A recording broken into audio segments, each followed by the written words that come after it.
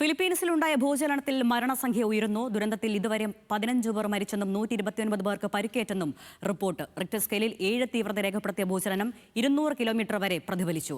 ഭൂചലനത്തിൽ കെട്ടിടങ്ങൾ തകർന്നു വീഴുന്നതിന്റെയും സ്കൂൾ വിദ്യാർത്ഥികൾ രക്ഷപ്പെടുന്നതിന്റെയും ഞെട്ടിക്കുന്ന ദൃശ്യങ്ങൾ പുറത്തുവന്നു. ഫിലിപ്പീൻസിൽ സുനാമി ഉണ്ടാകുമെന്നാണ് മുന്നറിയിപ്പ്.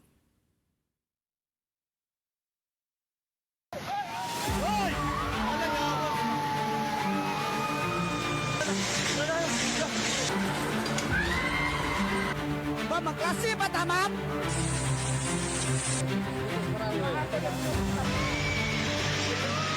ദക്ഷിണ ഫിലിപ്പീൻസിലെ സരംഗാനി പ്രവിശ്യയിലെ അലാബൽ നഗരത്തിൽ ജനജീവിതം സാധാരണ നിലയിലാകുന്നതേ ഉണ്ടായിരുന്നുള്ളൂ. പെട്ടെന്നാണ് എല്ലാവരെയും ആശങ്കയിലാക്കി ഭൂചലനമുണ്ടായത്.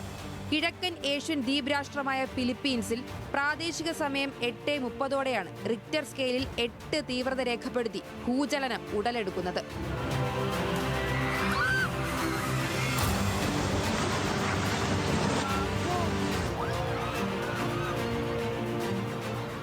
തെക്കൻ ദ്വീപായ മിൻഡാനോവയ്ക്ക് സമീപം പസഫിക് റിംഗ് ഓഫ് ഫയറിലെ പ്രദേശത്ത് വെറും 10 കിലോമീറ്റർ ആഴത്തിൽ മാത്രമാണ് ഭൂകമ്പത്തിന്റെ പ്രഭവ കേന്ദ്രമെന്നത് ആശങ്ക വർദ്ധിപ്പിക്കുന്നതാണ്. 6.5 രേഖപ്പെടുത്തിയ തുടർ ചലനത്തിലും 5 പേർക്ക് ജീവൻ നഷ്ടമായി. നിരവധി പേർക്ക് പരിക്കേറ്റു. സ്കൂൾ തുറന്ന് പ്രവർത്തിക്കുന്നതിന് മുന്നോടിയായി കുട്ടികളും അധ്യാപകരും അസംബ്ലിക്കായി ഗ്രൗണ്ടിലായിരുന്നതിനാൽ വൻ ദുരന്തമൊഴിവായെന്ന് അധികൃതർ പറഞ്ഞു. കുട്ടികളും അധ്യാപകരും പക്വതയോടെ ദുരന്തത്തെ കൈകാര്യം ചെയ്യുന്ന രീതിയും സമൂഹമാധ്യമങ്ങളിൽ ചർച്ചാ വിഷയമാകുന്നുണ്ട്.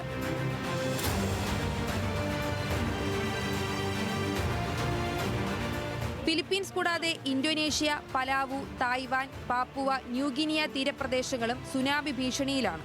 ഫിലിപ്പീൻസ്, ഇന്തോനേഷ്യ, മലേഷ്യ തീരങ്ങളിൽ 3 മീറ്റർ ഉയരത്തിൽ വരെ തിരമാലകൾക്ക് സാധ്യതയുണ്ടെന്ന് പസഫിക് സുനാമി മുന്നറിയിപ്പ് കേന്ദ്രം വ്യക്തമാക്കി.